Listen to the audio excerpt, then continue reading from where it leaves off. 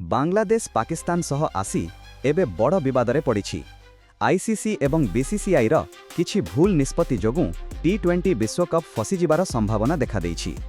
आसंतु जानिबा बांग्लादेश रो विद्रोहर संपूर्ण सत्य कौन।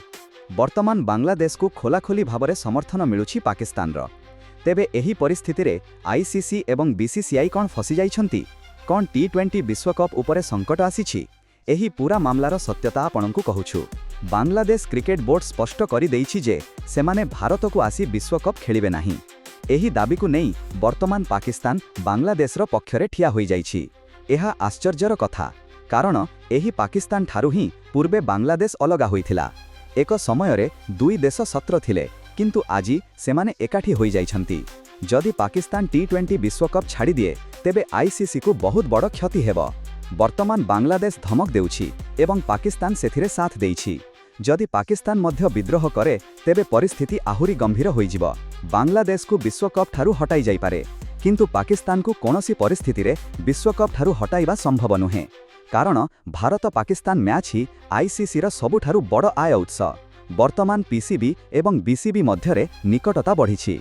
भारत को न आसिबा प्रसंगरे पाकिस्तान बांग्लादेश रो समर्थन करुछि। आवश्यक पड़िले पीसीबी आईसीसी सह सीधा कथबार्ता करिबाकू प्रस्तुत। एहार परिणाम बीसीसीआई पाई गंभीर होई पारे। एशियाई क्रिकेट काउंसिल और आईसीसी रे बीसीसीआई रो भोट कमी जिबार आशंका रहिछि। पीसीबी एवं बीसीबी दुहे जदि भारत विरोध रे भोट दियंती तेबे बीसीसीआई एका पड़ी जिवो। क्रिकेट खेलुथिबा गुरुत्वपूर्ण देश गणनारे कम। सेथिरे दुईटी क्रिकेट बोर्ड सह सीधा सड़क लड़ाई करिबा बीसीसीआई पाई ठीक नुहे।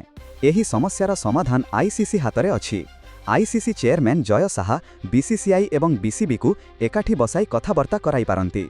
जदि समयरे समाधान न हुए तेबे आगामी आईसीसी इवेंट्स एवं एशिया कप मध्य विपदरे पड़ी पारे। सेथिपाई समस्तंकु एकाठी मनाई विश्वकप कराजिबा ही सर्वोत्तम उपाय। एमिति स्पोर्ट्स खबर जानिबा पाई थर्ड अंपायर ओडिशा को सब्सक्राइब करंतु।